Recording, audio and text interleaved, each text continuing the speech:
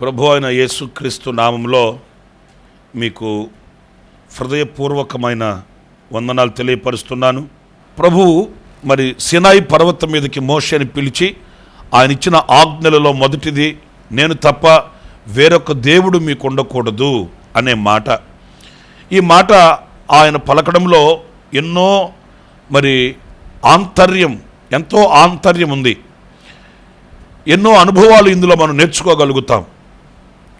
మొదట ఆయన దేవుడు అనే మాటలో ఎవరికి దేవుడు అనంటే అబ్రహాము, ఇసాకు, యాకోబులకు నేను దేవుడను అని ప్రభు చెప్పాడు. పరిశుద్ధ గ్రంథంలో నిర్గమాకాండం 20వ అధ్యాయం 5వ వాక్యాన్ని మనం చదివినప్పుడు శ్రేష్టమైన మాటలు అందులో మనకు కనిపిస్తాయండి. ఏలయనగా నీ దేవుడునైన యెహోవానగు నేను రోషము గల దేవుడను. చూసారండి ప్రియులారా, ఆయన ఎలాంటి దేవుడు అనంటే ఆయన రోషము గల దేవుడట. వాస్తవంగా మనకు ఆయనను గూర్చిన అవగాహన ఏంటి అనంటే ఆయన కనికరం కలిగిన దేవుడు, వాత్సల్యతను చూపించువాడు, దయాసాగరుడు, ఆయన కృపాసత్య సంపూర్ణుడు, ఆయన ఎంత భారమైన వహిస్తాడు, క్షమిస్తాడు, ఆయన మనల్ని వహిస్తాడు, నడిపిస్తాడు. ఇలాంటి అనుభవాల్ని మనం తలపోసుకొని సంబరపడుతూ ఉన్నాం. కానీ అంత మాత్రమే కాదు, ఆయన ఎంత దయాదాక్షిణ్య పూర్ణుడో, ఆయన ఎంత కృపా వాత్సల్యత గలవాడో అంత రోషము కలిగిన దేవుడండి. కనుకనే నేను తప్ప వేరొక దేవుడు నీకు ఉండకూడదు అనే చట్టం, అనే ఆజ్ఞ ఆయన ప్రకటిస్తూ ఉన్నాడు. ఎందుకంటే ఆయన రోషము కలిగిన దేవుడండి. మనం ఎటుబడితే అటు నడుస్తుంటే, ఎటుబడితే అటు వెళ్ళిపోతుంటే, ఎవరి దగ్గరకంటే వాళ్ళ దగ్గరకు వెళ్ళి అక్కడ ఆశ్రయాన్ని కోరుకొని అవమానాలు పాలవుతుంటే ఆయన చూస్తూ ఊరుకుండేవాడు కాదండి.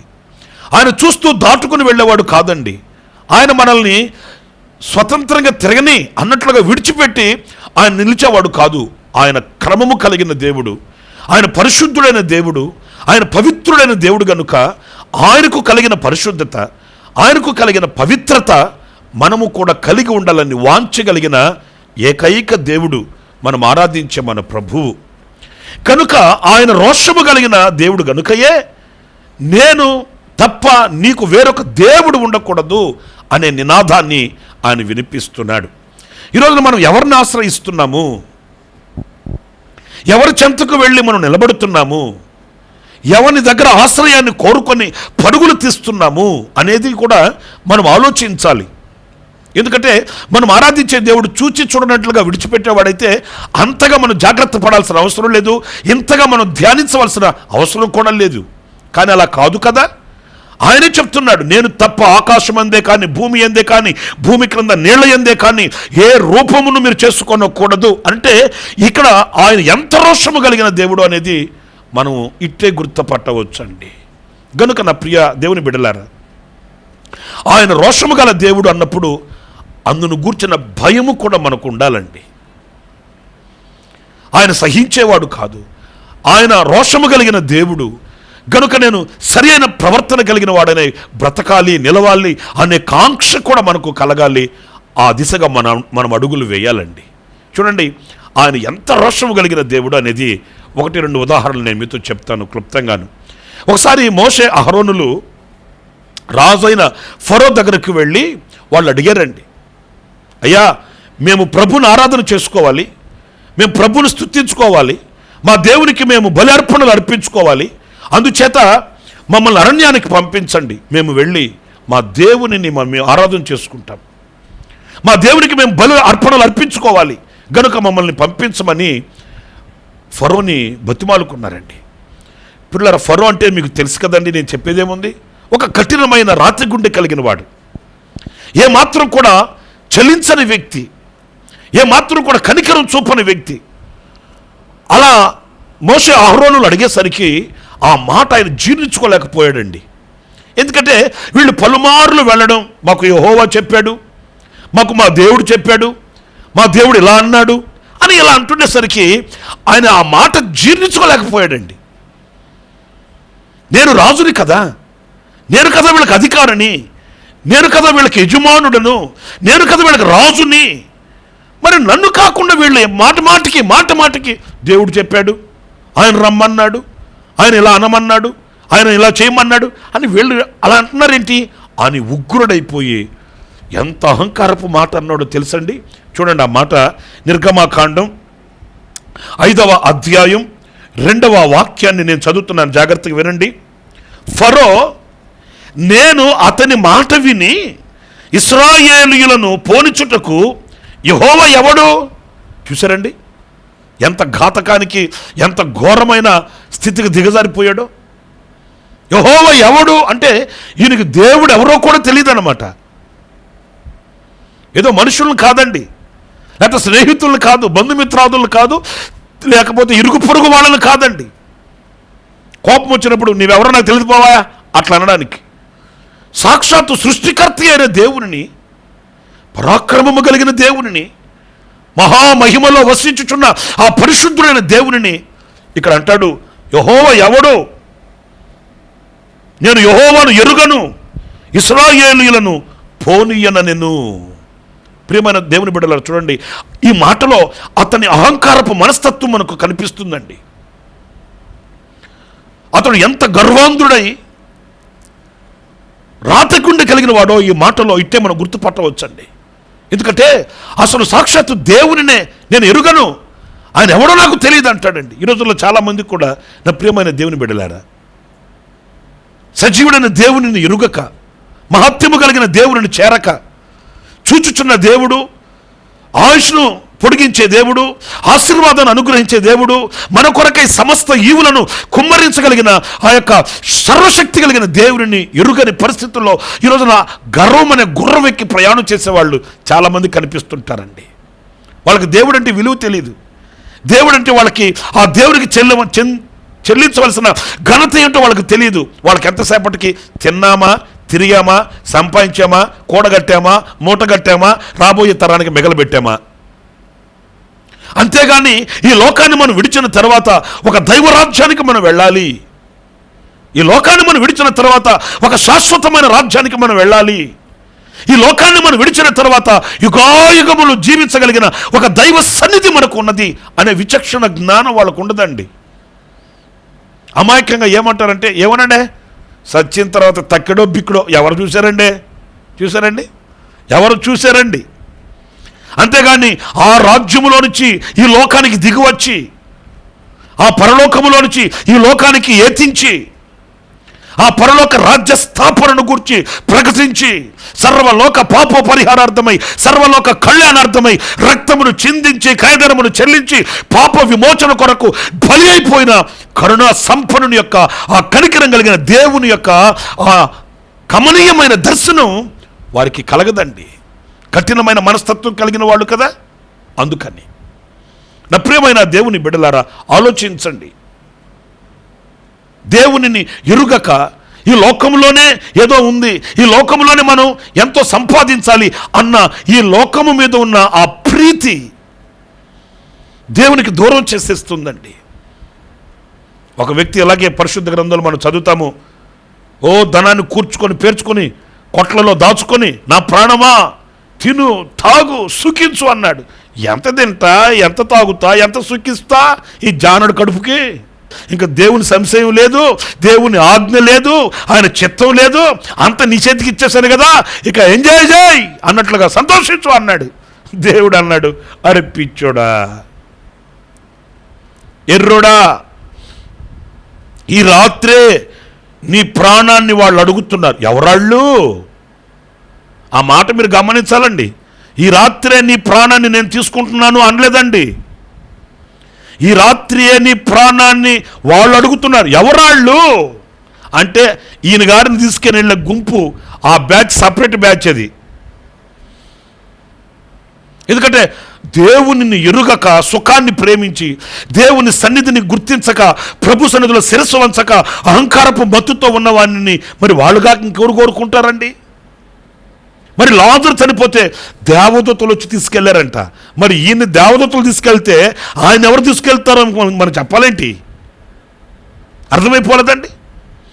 గనుక నా ప్రియ సహోదరులరా, మనం ఈ రోజున బ్రతికి ఉన్నాం. దేవుని కృప, ఆయన స్తుతించాలి, మహిమపరచాలి, ఆయన ఘనపరచాలి, ఆయనకు శిరస్సు ఉంచి మనం ఆయనకి లోబడాలి. ఈ ఫరో ఎలాంటి వాడో తెలుసా? నాకు తెలియదో, అసలు ఆ దేవుడు ఎవడో నాకు తెలియదు అంటాడు ఆయన. నా ప్రియుల ఒక్క మాట నేను చెప్పి ఇంకొన్ని మాటలు చెప్తాను. ఇది నిర్గమాకాండం 5వ అధ్యాయంలో ఈ మాటలు మనం చదివాం కదండి. మీకు ఒక ఆశ్చర్యమైన సంగతి చెప్తా.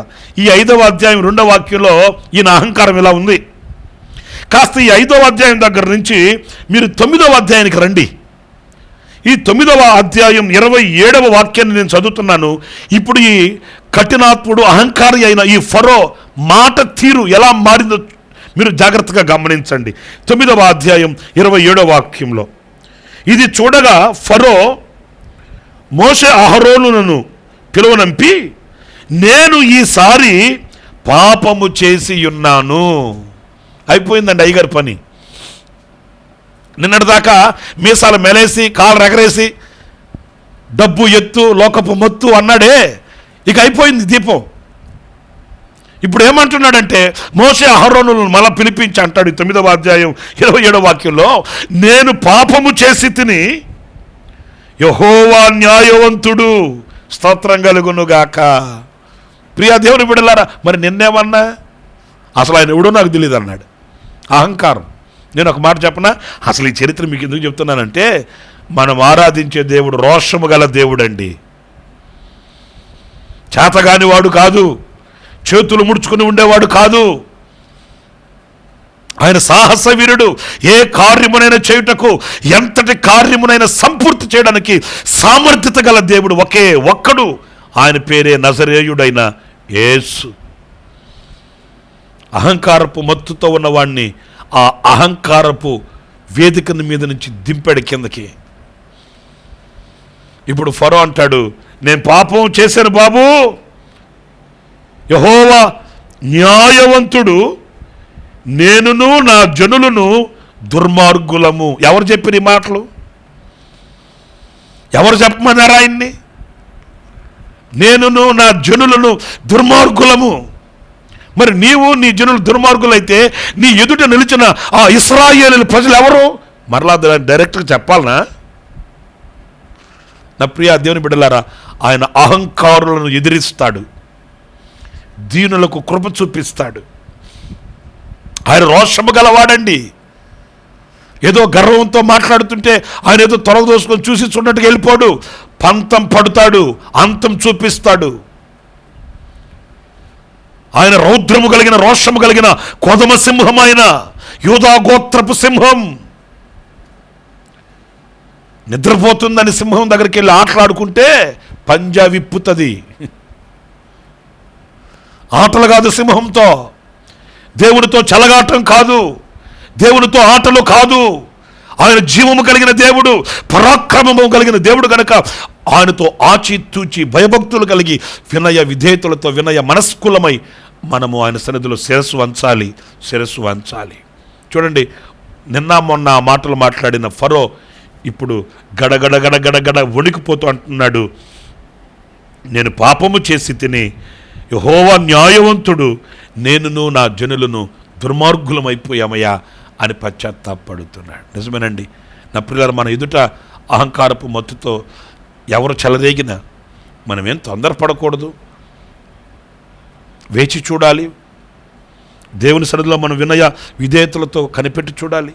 దైవ కార్యాలని మనం వీక్షించాలి. మనం ఆరాధించే దేవుడు రోషము గల దేవుడండి. నా ప్రియ దేవుని బిడ్డలారా, అందుకే ఆయన తప్ప వేరొక దేవుడు మనకు ఉండకూడదు. తలలు వంచండి, ప్రార్థన చేసుకుందాం.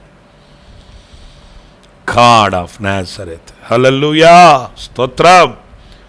గొప్ప దేవుడానికి స్తోత్రం, గొప్ప దేవుడానికి స్తోత్రం. మహోన్నతుడా, మహోపకారి, నీకు స్తోత్రములు నాయన, స్తోత్రం. ప్రేమగల తండ్రి, జీవాధిపతి అయిన ప్రభువా, మీకు స్తోత్రాలు చెల్లిస్తున్నాను నాయన. ఈ దినం మీ సన్నిధిలో మేము ఆనందించి హర్షించి ప్రహర్షించేటట్లు సహాయం చేశారు, అందుకు నీకు స్తోత్రాలు. మీ జీవము కలిగిన వాక్కు చేత మమ్మల్ని దర్శించారు. అవును, నేను తప్ప వేరొక దేవుడు మీకు ఉండకూడదని మీరు చెప్పిన లేఖనాలలోని సత్యాన్ని ఒక్కొక్కటిగా ధ్యానించుకునే కృపను మీరు ప్రసాదించినందుకు మీకు వందనాలు చెల్లిస్తున్నాను. నైనా మీరు రోషము కలిగిన దేవుడు అని ఈ దినం మాకు ప్రత్యక్షమయ్యారు. అందుకు మీకు స్తోత్రాలు.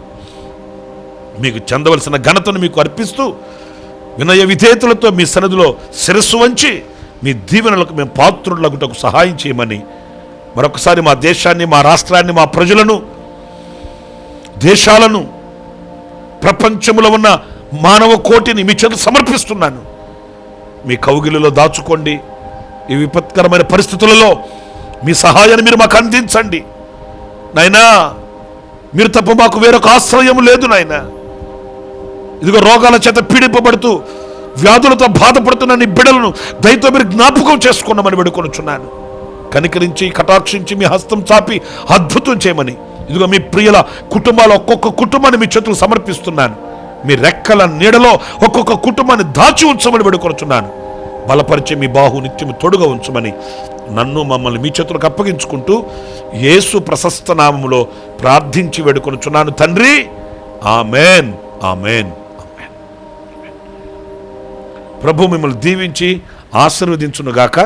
ఆమేన్.